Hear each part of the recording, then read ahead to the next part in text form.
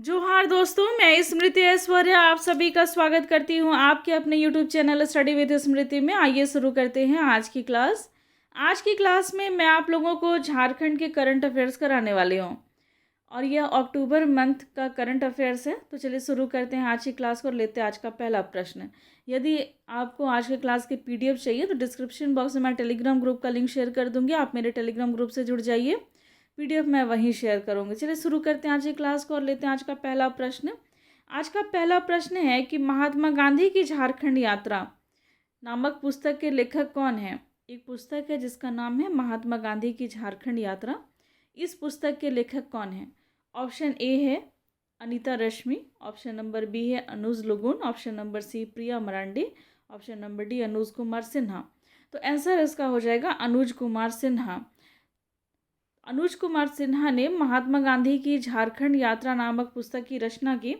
थोड़ा सा हम लोग इसके बारे में और डिटेल में जानते हैं कि वरिष्ठ पत्रकार अनुज कुमार सिन्हा की पुस्तक महात्मा गांधी की झारखंड यात्रा मूल रूप से महात्मा गांधी के जीवन चरित्र और झारखंड यात्रा का प्रमाणिक दस्तावेज है। इस पुस्तक में गांधी जी की झारखंड यात्रा के कारणों का विस्तृत वर्णन किया गया है और इस पुस्तक को प्रभात प्रकाशन से प्रकाशित किया गया है। तो महात्मा गांधी की झारखंड यात्रा पुस्तक के लेखक कौन हो गए, तो ये हैं अनुज कुमार सिन्हा। अब हम लोग लेते हैं अगला प्रश्न। अगला प्रश्न है कि झारखंड में स्वतंत्र रूप से मेडिकल यूनिवर्सिटी बनाने का प्रस्ताव तैयार किया गया है। इस यूनिवर्सिटी का नाम क्या है। तो ऑप्शन नंबर ए है Atal medical university, option number B है Birsa Munda medical university, option number C है जयपाल सिंह मुंडा मेडिकल यूनिवर्सिटी और ऑप्शन नंबर डी है तिलका मांझी मेडिकल इंडस्ट्री। तो आंसर इसका हो जाएगा जयपाल सिंह मुंडा मेडिकल यूनिवर्सिटी। थोड़ा सा हम लोग इसके बारे में डिटेल में जान लें तो आंसर इसका क्या है। ऑप्शन नंबर जो सी है वो इसका आंसर है। तो थोड़ा सा हम लोग इसका व्याख्या देखें। पूर्व में रांची स्थित रिम्स को मेडिकल यूनिवर्सिटी बनाने का प्रस्ताव रिम्स प्रबंधन को भेजा गया था, परंतु वैधानिक परेशानियों को देखते हुए रिम्स प्रबंधन द्वारा स्वतंत्र इकाई के रूप में मेडिकल यूनिवर्सिटी बनाने का प्रस्ताव राज्य सरकार को भेजा और इसके अंतर्गत जयपाल सिंह मुंडा मेडिकल यूनिवर्सिटी बनाने का प्रस्ताव तैयार किया गया है। अब हम लोग अगला प्रश्न लेते हैं। अगला प्रश्न है कि इस्पात नगरी, बोकारो के इस्पात नगरी के नाम से भी जाना जाता है, इस्पात नगरी बोकारो में स्थित जवाहरलाल नेहरू जैविक उद्यान में एक नर तेंदुआ मृत पाया गया है। इस तेंदुआ का नाम क्या था। तो इससे और भी चीज़ें आपको जानकारी मिली कि जवाहरलाल नेहरू जैविक उद्यान कहाँ पर है, तो यह है बोकारो में। और जवाहरलाल नेहरू जैविक उद्यान में एक नर तेंदुआ जो है वो मृत पाया गया है, तो यहाँ पर उसका नाम पूछा जा रहा है। तो ऑप्शन नंबर ए है अक्षय, ऑप्शन नंबर बी है सागर, ऑप्शन नंबर सी है जतिन, ऑप्शन नंबर डी है समीर। तो इसका आंसर हो जाएगा ऑप्शन नंबर ए अक्षय। क्या आंसर है इसका। अक्षय नाम का जो नर तेंदुआ है तो वो मृत पाया गया है कहाँ पर, तो जवाहरलाल नेहरू जैविक उद्यान जो कि कहाँ है, तो यह बोकारो में स्थित है। यह लगभग 12 वर्ष का था। ये जो नर तेंदुआ है अक्षय जो कि मृत पाया गया बोकारो के जवाहरलाल नेहरू जैविक उद्यान में, जवाहरलाल नेहरू उद्यान में, तो 12 वर्ष का था और 2014 में टाटा चिड़ियाघर से इसको बोकारो लाया गया था। तो कितने वर्ष का था यह, तो यह 12 वर्ष का था।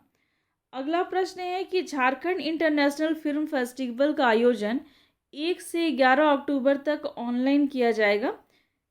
यह इसका कौन सा संस्करण होगा, तो यह इसका दूसरा, माफ कीजिएगा तीसरा संस्करण होगा। कौन सा संस्करण होगा, तो यह इसका तीसरा संस्करण होगा।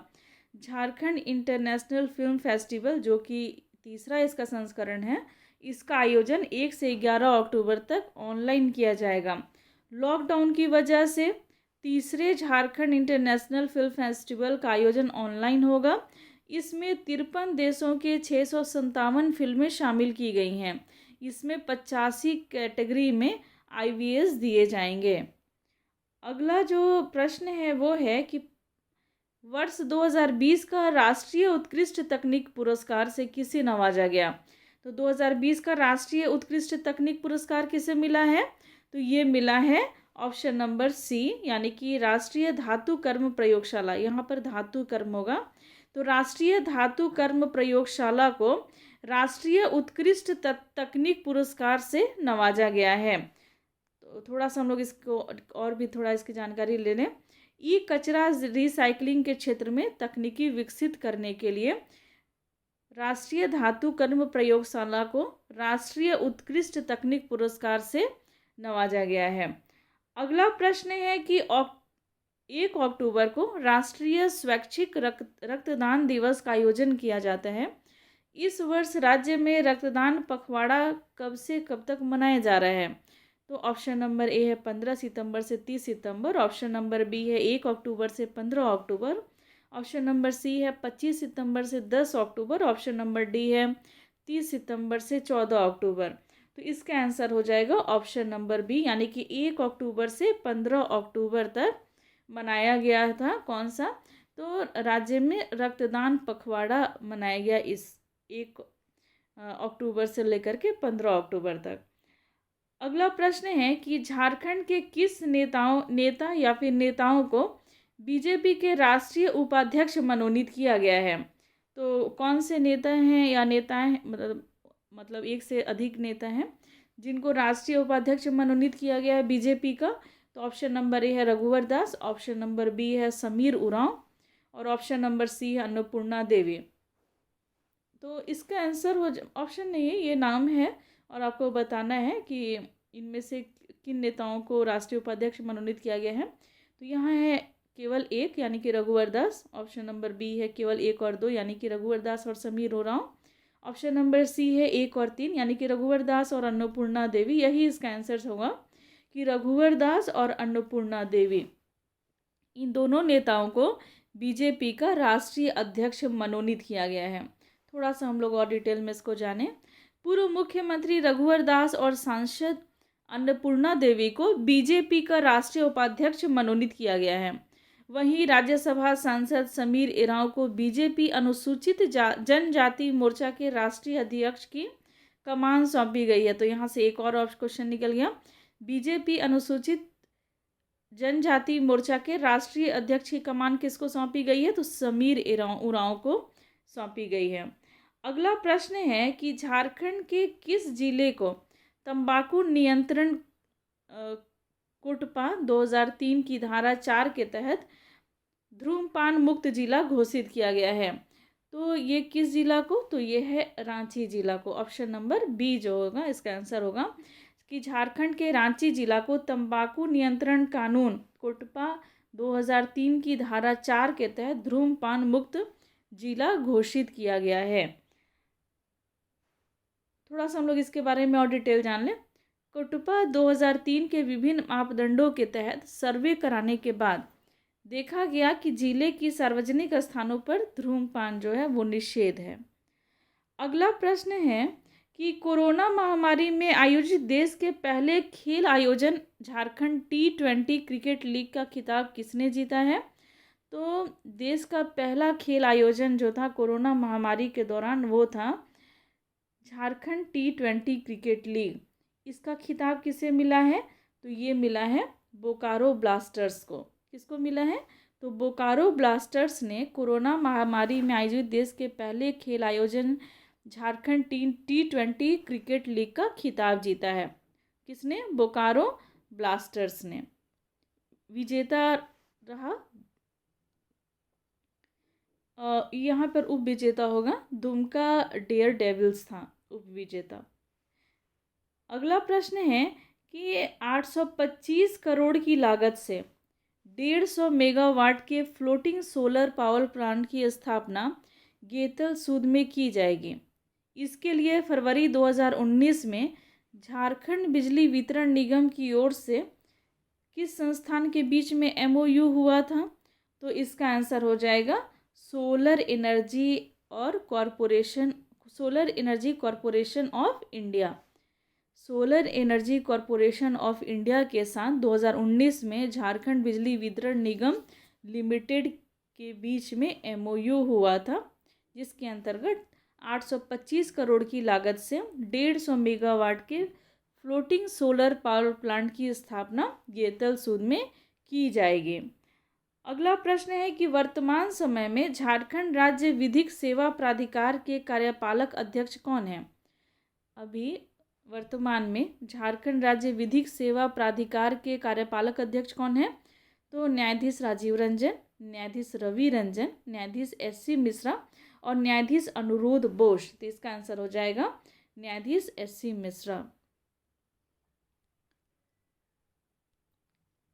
अगला प्रश्न है कि झारखंड एथलीट एसोसिएशन के अध्यक्ष कौन है? तो झारखंड एथलीट एसोसिएशन के अध्यक्ष ऑप्शन नंबर ए है Arjun Munda, option number B है मधुकांत पाठक, ऑप्शन नंबर सी है सुरेश कलमांडी, ऑप्शन नंबर डी है सुखदेव सिंह। इसका आंसर हो जाएगा ऑप्शन नंबर बी यानी कि मधुकांत पाठक। झारखंड एथलीट एसोसिएशन के अध्यक्ष कौन है? तो ये है मधुकांत पाठक।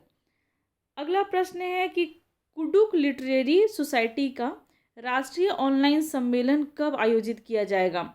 तो कुडुख लिटरेरी सोसाइटी का राष्ट्रीय ऑनलाइन सम्मेलन आयोजित किया जाएगा।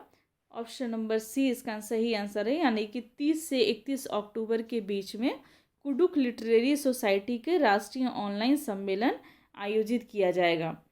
अगला प्रश्न है कि समग्र शिक्षा अभियान के तहत कार्यरत राज्य के पारा शिक्षक और कस्तूरबा गांधी बालिका विद्यालय के शिक्षकों और कर्मियों को कार्यालय के दौरान, माफ कीजिएगा, कार्यकाल के दौरान निधन होने पर उनके आश्रितों को कितनी राशि दी जाएगी? तो इसका आंसर हो जाएगा 5 लाख रुपए।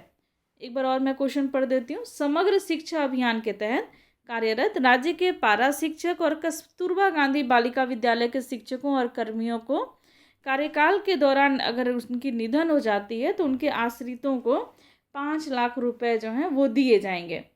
अगला प्रश्न है, मतलब इसका ही थोड़ा सा व्याख्या भी देख लें आप लोग, कि इसके लिए कल्याण कोष का गठन किया जाएगा जिसमें सदस्यों को 200 रुपये प्रति माह अंशदान करना होगा। पारा शिक्षक एवं कस्तूरबा गांधी बालिका विद्यालय के शिक्षक एवं कर्मियों को रिटायरमेंट पर 3 लाख रुपए का प्रावधान किया जाएगा। तो यहाँ पर 3 लाख रुपए हो गया। यहाँ एक बार थोड़ा सा मुझे कन्फ्यूज़न है, 5 लाख रुपए होना चाहिए, तो यहाँ 3 लाख रुपए दिया हुआ है। एक बार मैं नेक्स्ट क्लास में आपको क्लियर कर दूंगी। फिलहाल आप इस क्वेश्चन को थोड़ा स्किप करके चलें, यहाँ पर मुझे लगता है कि टाइपिंग मिस्टेक हो गया है। अगला प्रश्न है कि पशुपालन विभाग के पशुओं के किस रोग के लिए जिलों में एडवाइजरी जारी किया गया है? तो पशुपालन विभाग ने पशुओं के लम्फी स्किन डिजीज़ के लिए जिलों में एडवाइजरी जारी किया गया है। तो ये इसका अंतिम प्रश्न था आज के क्लास का। तो आज की क्लास में बस इतना ही। इस क्वेश्चन को थोड़ा सा आप लोग, मैं नेक्स्ट क्लास में आपको क्लियर कर दूंगी। कल ही मैं इसको क्वेश्चन को क्लियर कर देती हूँ। समग्र शिक्षा अभियान के तहत जो कस्तूरबा गांधी विद्यालय के शिक्षक और उनके कर्मी हैं, तो उनको कार्यकाल के दौरान निधन होने पर आश्रितों को कितनी राशि दी जाएगी? तो ऑप्शन नंबर डी जो है वो सही है, 5 लाख रुपए। तो आज की क्लास में बस इतना ही। मिलते हैं हम लोग नेक्स्ट क्लास में। लेते हैं आपसे विदा। धन्यवाद।